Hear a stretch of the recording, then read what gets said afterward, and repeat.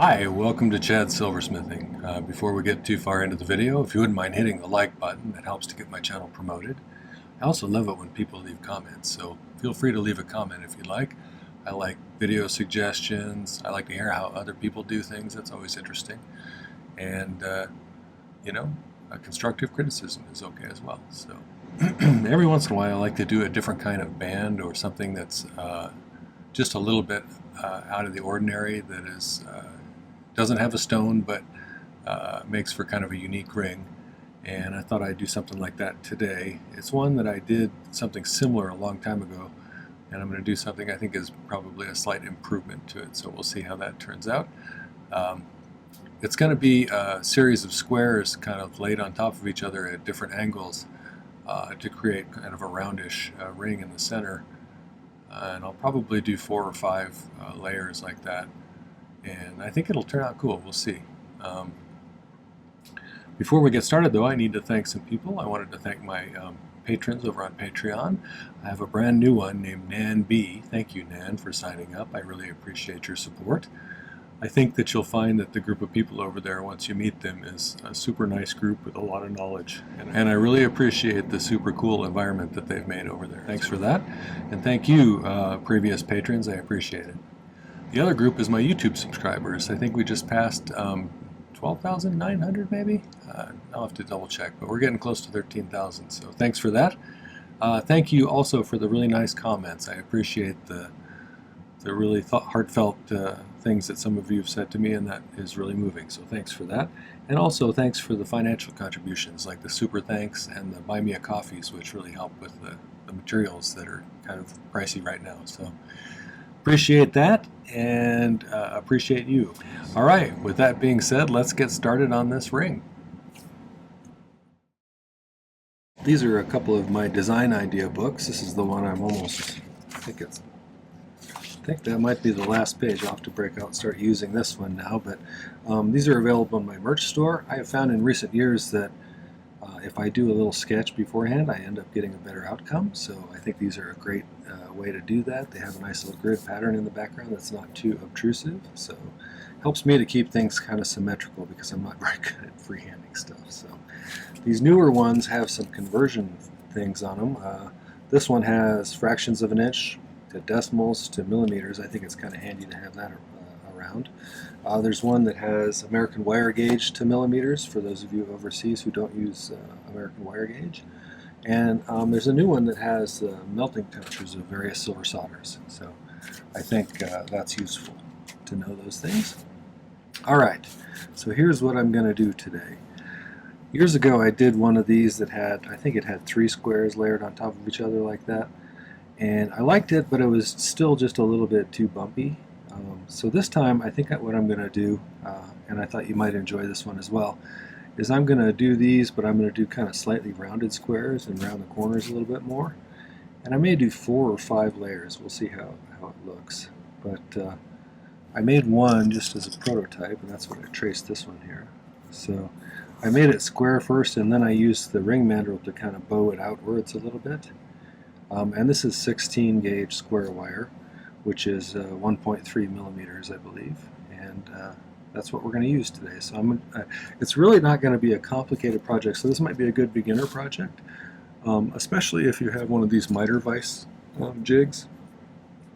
Since I'm going to make a series of squares and make them slightly rounded, it's nice to be able to make nice 45-degree angles, and these allow you to do that pretty precisely, so it makes for nicer squares. I had a thought while I was doing this. If you have one of those rounded square mandrels, like this one, if you can see the shape of it, you could probably do it on this too, and just make all 4 or 5 of the same size square wire bands, and just make them all rounded squares on this. Although I think the rounded square on this is quite a bit more extreme than this, so it may affect the way it looks a little bit, but that might be a quick and easy way to try if you want to see how it looks. So didn't think about that before I started doing it this way, but it may be a cool shortcut if you want to try that. So let's start by making some more of these, and I'm probably not going to make you watch me make all of them, but at least one of them we'll make, and then I'll do some of the other ones off camera to save time, so you don't have a huge long video to watch, and then we'll start putting them all together and see how it looks. These things work, you can clamp a piece of wire in them, if you've never seen these before. It's got different slots and things for, like, if you want it to do diagonally, it's got this kind of angled slots like that. Hopefully you can see that. Or if you want it to do straight on like this to get a perfect 90-degree angle on the end of your piece of wire, that's kind of a nice way to do it. I would have loved this when I was a beginner, because filing straight edges on things was super hard at first for me. If these existed back then, I didn't know about them, and if they didn't, that would have helped out a lot. But either way, it also has a 45-degree angle, and that's what we're going to be using today, is this one right here, so we can get nice, what you call mitered corners. And so we'll just file a 45-degree angle on there on two sides, and then do another one and another one and another one, and solder them together. So I decided on the length of these. Oh, these come in there's a nicer model of these too that has 60s and 30s degree angles on it as well. I should have saved up my pennies a little bit more and bought a nicer one, but this one works good for now. Maybe eventually I'll get a hold of one of those nicer ones, but that would be handy occasionally. Alright, so I'm going to cut the end of this off. This is some of that 16 gauge square wire. And I'm going to to start with, I decided to make these things. This one was about 20 millimeters. I made them slightly shorter than that, to 19, on the long side, because we're going to be cutting, if you look at these blown up, pieces of wire are going to be like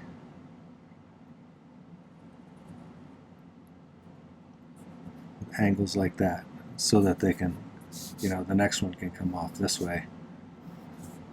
So each corner or each end is going to have that 45-degree angle facing the same way. So the 19 millimeters was from the outside corner to the outside corner like that. And this, I think, when I measured this came out to be somewhere in the size 7 range, maybe 7.5, I don't remember. I wasn't really shooting for a specific size, but probably compensate to get whatever size you want. Alright, so I'm going to clamp it down there with that just sticking out like that.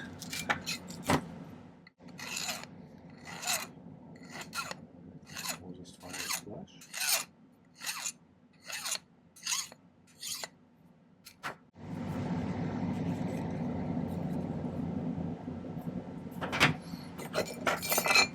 Oh, and I made one. I made one extra when I was doing that, so that I wouldn't have to remeasure, and to make sure I had it exactly the same as that one. So this is that one right there, and I'm going to use that as a guide on cutting this one. Let's make sure this is straight. I don't know if you can see it at that level, but it's got a nice 45-degree angle there now. Okay, so I think it helps sometimes if you want to get a really precise measurement. If I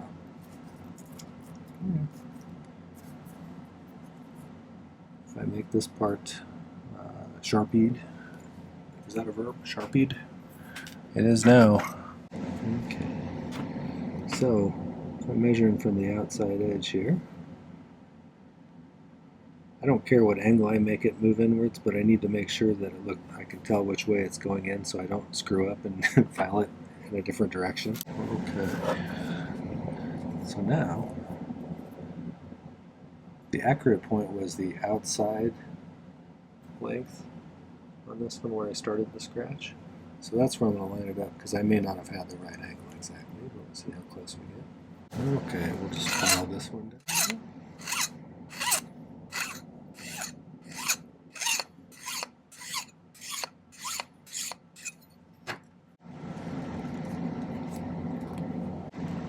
Usually put them back to back like that and you can tell how close you are. I think that's pretty good. Let's do a few more.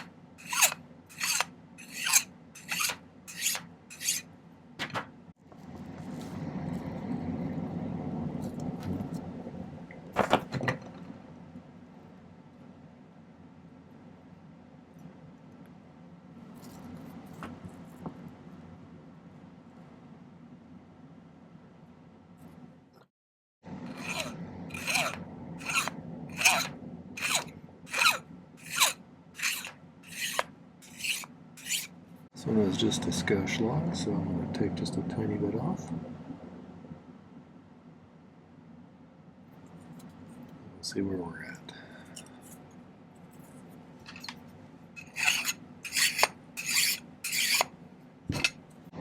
Okay, I think that's pretty good.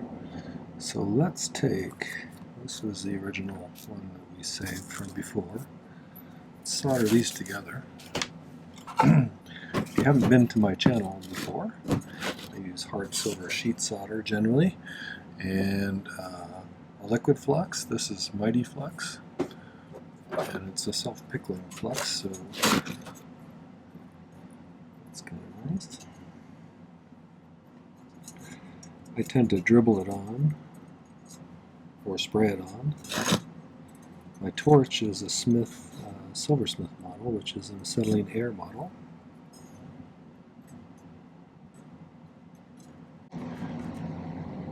I just recently published an ebook, and it's a guide to all of the videos I did in 2023.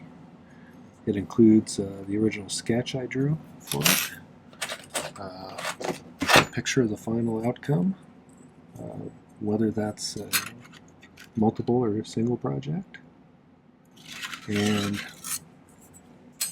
it has a list of materials you need to do that, a difficulty rating, some notes that I made about each of the projects, and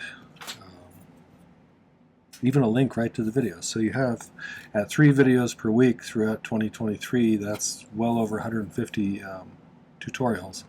And so this gives you direct links to all of those videos from that year. So I think it's a useful guide to a whole bunch of creative ideas you can access. So if you're interested in that, I'll put a link right up here for you. I also want to thank the people who've already bought it. I really appreciate it. It's a good way to give yourself access to some videos, as well as a nice way to support my channel. So thank you for that. So I'm going to cut a bunch of little pieces of solder here. They don't need to be huge.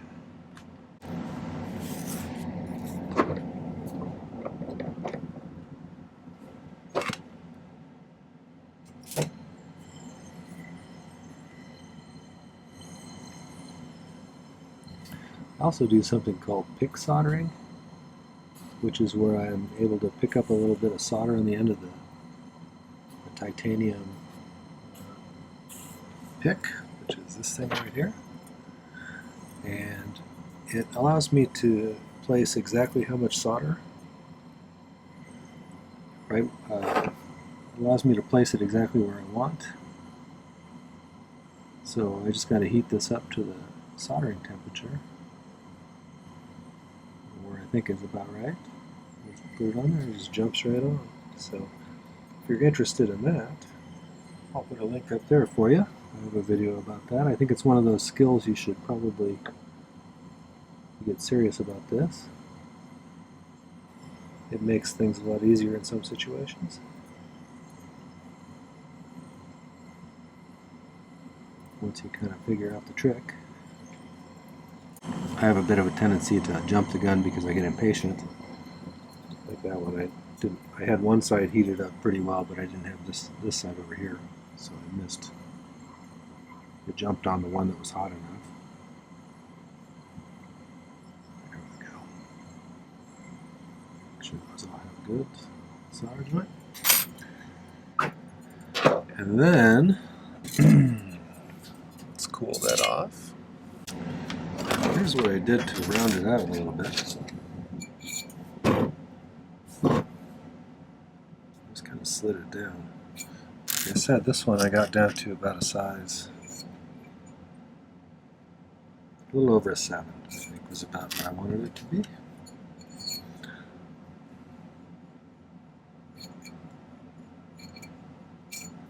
So that'll bulge out the sides a little bit, but I'm going to neaten up the bulging. See, it's kind of not perfectly symmetrical. So I'm going to try and make that a nice smooth curve on each corner.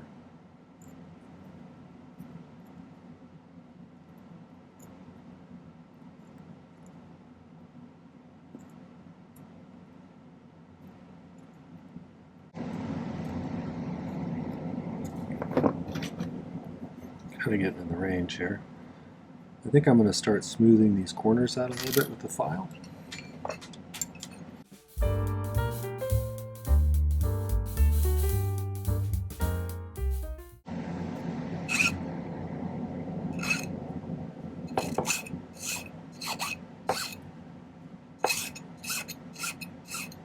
Just going to file the edge smooth, make sure it's nice and flat.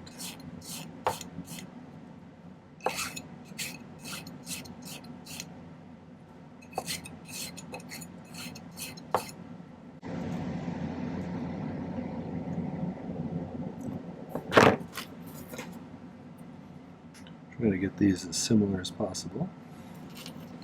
I don't suppose they have to be perfect, but it's going to go like this now. So I think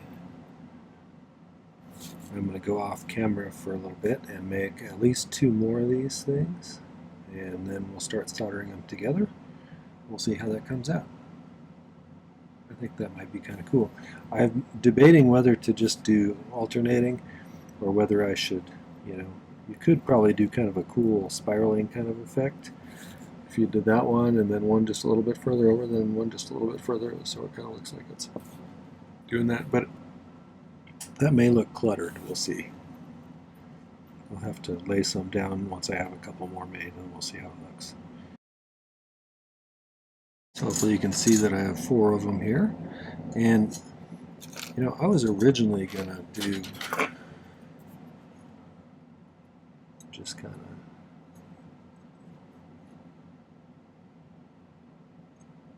alternating them back and forth like that, but I really kind of like how it's looking if I offset it just a little bit.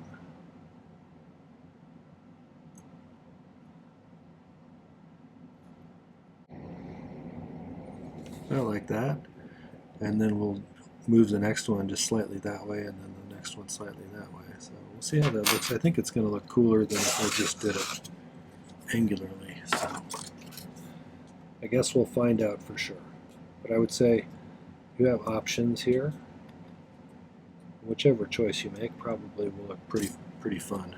So we'll give this particular one a try.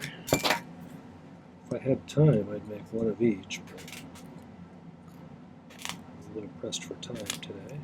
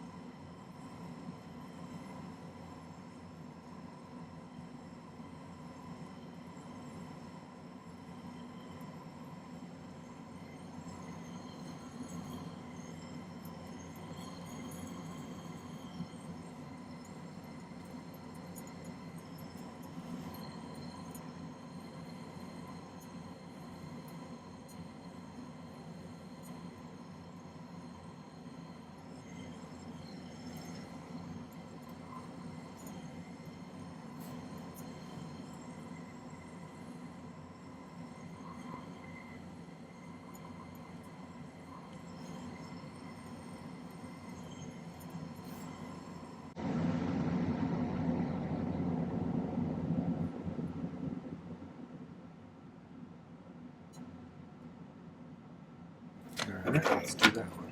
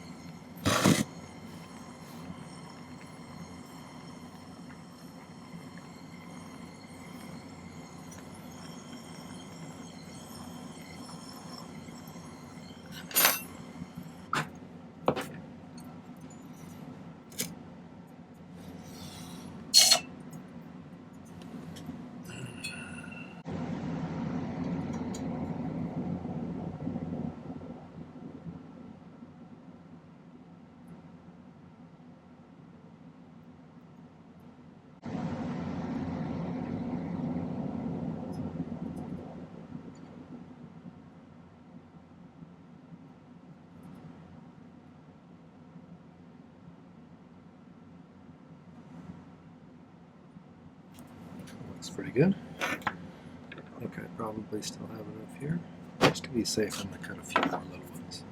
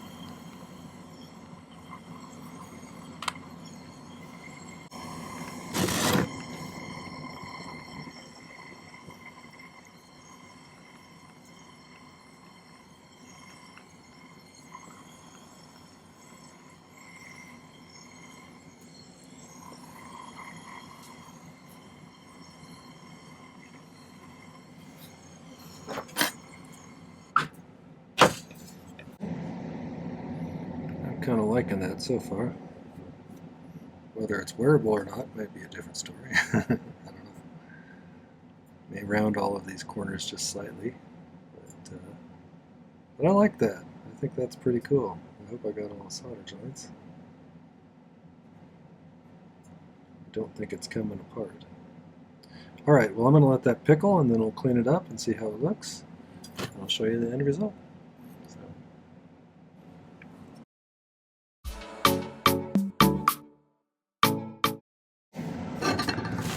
Alright, so I have my ring done. And I think it's pretty cool, actually. I'm liking it. It looks like it's just kind of spiraling. So the only issue I've had is it's difficult to get in there to polish those areas.